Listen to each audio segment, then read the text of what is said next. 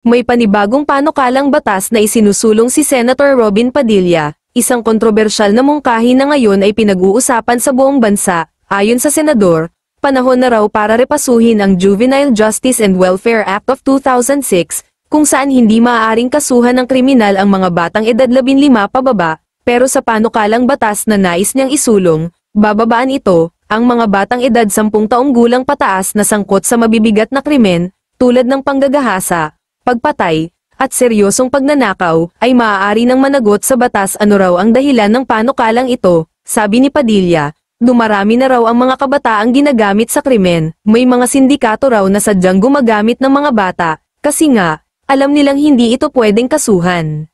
May mga grupo ang sumasalungat, ayon sa mga child rights advocates, hindi solusyon ang pagpapakulong sa bata, dapat daw ay mas paigtingin ang rehabilitasyon, counseling, at support system, gamutin ang ugat ng problema, hindi ang sintomas. Ito ang realidad. Oo, may mga batang nasasangkot sa krimen, at may mga biktimang naghahanap ng hustisya, pero dapat din nating tanungin, ano ang naging papel ng lipunan, ng pamilya, ng edukasyon, ng gobyerno, sa pagbagsak ng batang ito sa krimen? Ang tanong, kulong ba agad ang solusyon, o mas kailangan nating balikan ang ugat, kahirapan, kapabayaan, at kawalan ng gabay?